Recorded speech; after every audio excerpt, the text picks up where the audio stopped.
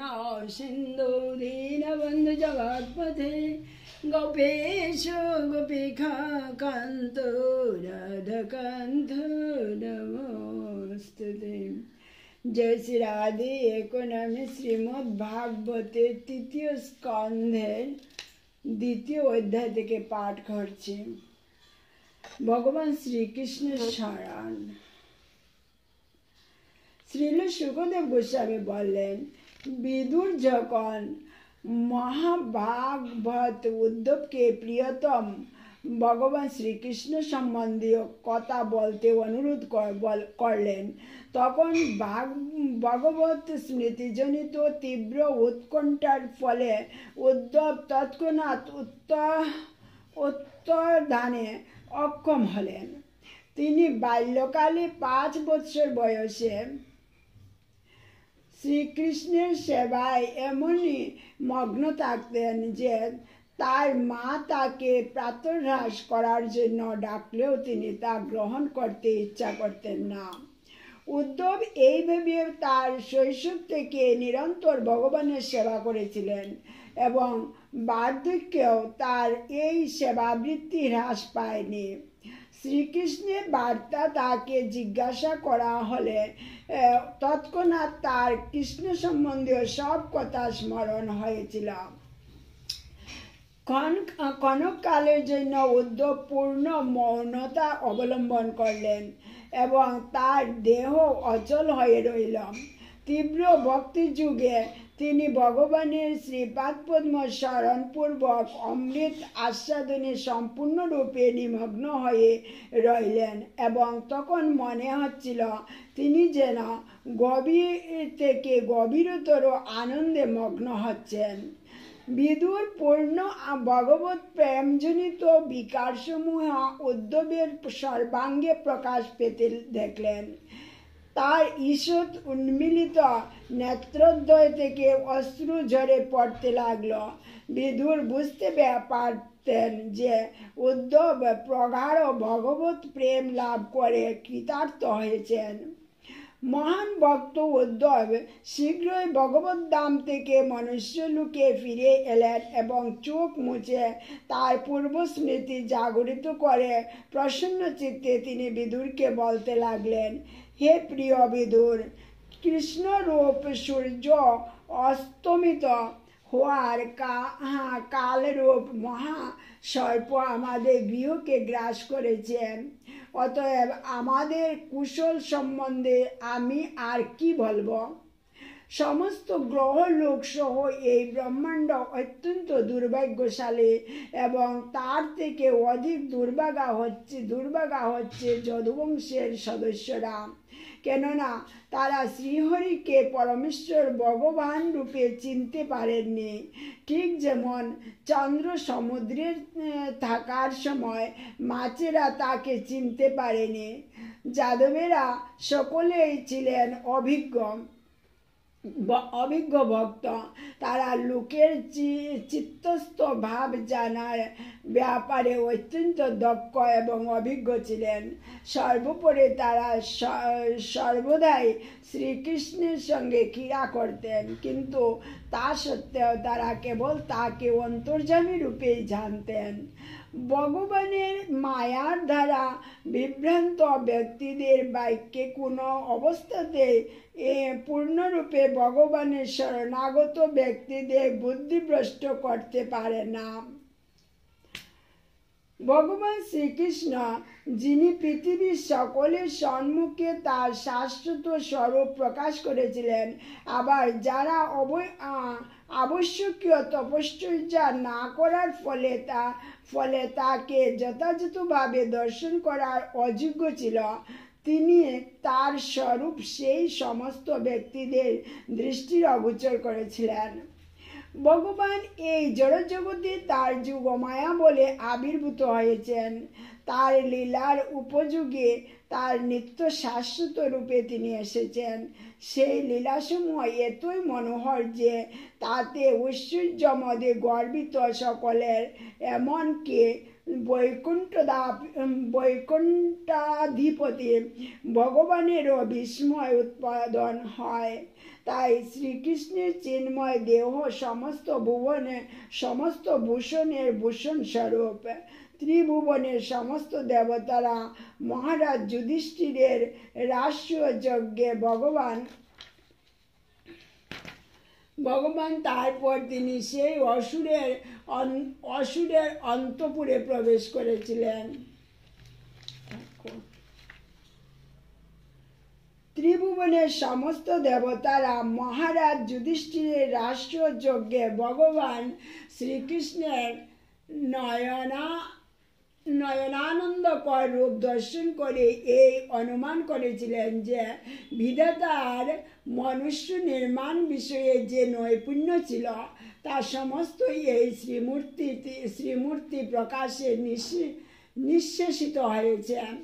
হাস্য, প্রমোদ ও দৃষ্টি বিনিময়ের লীলাবিলাসের পর শ্রীকৃষ্ণ যখন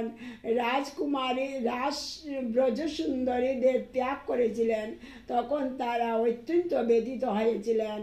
তাদের দর্শনেন্দ্রিয়ের সঙ্গে তাদের চিত্ত শ্রীকৃষ্ণের অনুগামী হয়েছিল এবং তাদের স্ব কার্য সমাপ্ত না হলে তারা নিশ্চেষ্টর মতো অবস্থান করেছিলেন।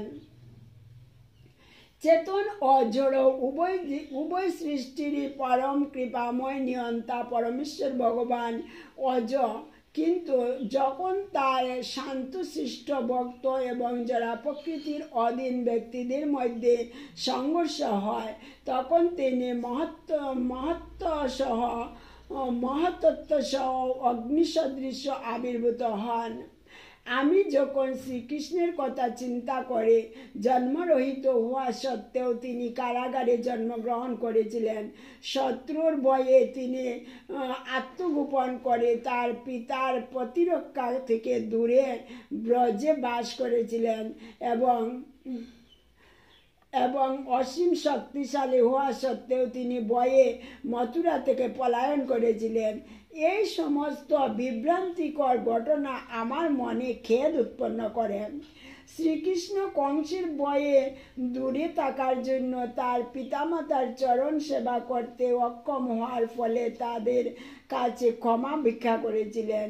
তিনি বলেছিলেন, হে মাতা, হে পিতা, দয়া করে আপনারা আমার ও বলরামের অক্ষমতা ক্ষমা করুন।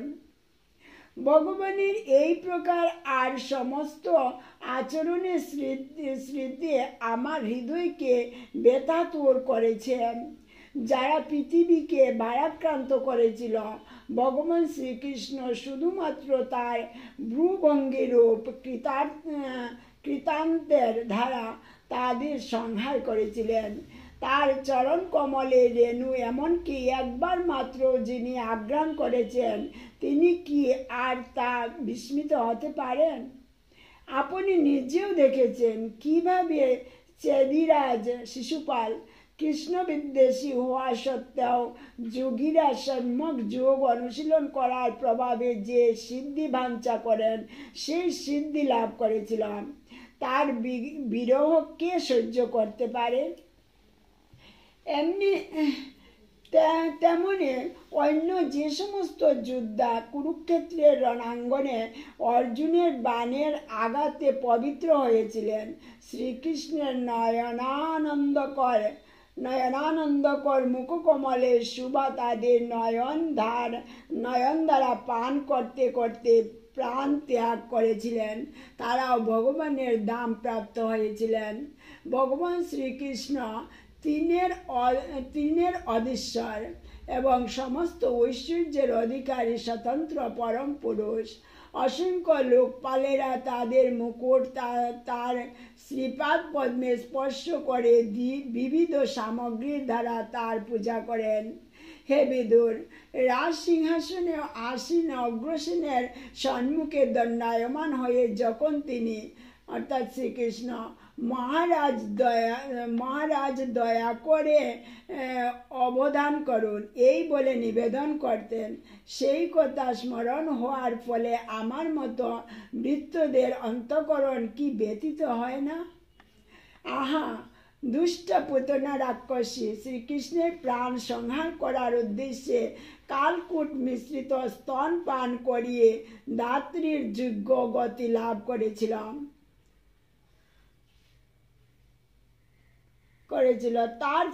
তার থেকে দয়ালু আর কে আছে যে আমি তার শরণাপন্ন হব? ত্রিশক্তির অধীশ্বর শ্রীকৃষ্ণের প্রতি যে অসুরেরা বৈরীভাবাপন্ন হয়ে তার প্রতি অবিনিবিষ্ট চিত্তে তার্ক কশ্যপ পুত্র গরুড়ের স্কন্ধে চক্রহস্তে তাকে তাদের সম্মুখে দর্শন করেছিল, সেই অসুরদেরও আমি অধিক ভাগ্যবান ভক্ত বলে মনে করি। পরমেশ্বর ভগবান শ্রীকৃষ্ণ পৃথিবীর কল্যাণের জন্য ব্রহ্মা কর্তৃক প্রার্থিত হয়ে ভোজ রাজ্যের কারাগারে বাসুদেব পত্নী দেবকীর গর্ভে আবির্ভূত হয়েছিলেন। তারপর কংসের বয়ে ভীত পিতা কর্তৃক আনিত হয়ে নন্দ মহারাজের গোচারণ ভূমিতে তিনি এবার 11 বৎসর আচ্ছাদিত অগ্নির মতো বলদেব সহ বাস করেছিলেন। সর্বশক্তিমান ভগবান তার শৈশবে গোপ বালক এবং গোবৎস পরিবৃত্ত হয়ে পক্ষীকুলের কাকুলি কুজনে মুখরিত ঘন বৃক্ষ সংকুল যমুনা তটে উপবনে বিচরণ করতেন। ভগবান যখন তার বাল্যলীলা প্রদর্শন করেছিলেন তখন তা কেবল ব্রজবাসীদের কাছে প্রকট হয়েছিল। কখনো তিনি ঠিক একটি শিশুর মতো রোদন করেছিলেন এবং কখনো হাস্য করেছিলেন এবং কখনো তাকে একটি মুগ্ধ সিংহ শিশুর মতো দেখাত। পরম সুন্দর গাভী ও বৃষদের চারণ করতে করতে সমস্ত ঐশ্বর্য ও সৌভাগ্যের আলয় ভগবান তার বংশী বাজাতেন। এইভাবে তিনি তার বিশ্বস্ত অনুচর গোপ বালকদের উল্লসিত করতেন। ভোজরাজ কংস করতে কামরূপ ধারে মহামায়াবী অসুরেরা শ্রীকৃষ্ণকে হত্যা করার জন্য নিযুক্ত হয়েছিল, কিন্তু ভগবান লীলাচ্ছলে অবলীলাক্রমে তাদের হত্যা করেছিলেন, ঠিক যেমন একটি শিশু তার পুতুল ভেঙে ফেলে। কালীয় সর্পের বিষ যখন যমুনার এক অংশ বিষাক্ত হয়ে গিয়েছিল তখন বৃন্দাবনের অধিবাসীরা মহা দুর্দশায় বিভ্রান্ত হয়ে পড়েছিলেন। ভগবান তখন সেই সর্পরাজকে দণ্ডদান করে সেখান থেকে নির্বাসিত করেছিলেন। তারপর নদী থেকে উঠে এসে যমুনার জল যে স্বাভাবিক অবস্থা প্রাপ্ত হয়েছে তা প্রমাণ করার জন্য তিনি গাভীদের সেই জল পান করিয়েছিলেন। মহারাজ নন্দের সমৃদ্ধিশালী বৃত্তসমূহ গো-পূজার ব্যবহার করার বাসনায় এবং দেবরাজ ইন্দ্রকে শিক্ষা দেওয়ার উদ্দেশ্যে পরমেশ্বর ভগবান শ্রীকৃষ্ণ তার পিতাকে উপদেশ দিয়েছিলেন অভিজ্ঞ ব্রাহ্মণদের সাহায্যে গব অর্থাৎ গোচারণ ভূমি ও গাভীদের পূজা অনুষ্ঠান করার জন্য। হে সৌম্যবিদুর, দেবরাজ ইন্দ্র অপমানিত হওয়ার ফলে বৃন্দাবনে প্রবলভাবে বাড়ি বর্ষণ করেছিলেন এবং তার ফলে ব্রজভূমির অধিবাসীরাও ভীষণভাবে বিপর্যস্ত হয়েছিলেন।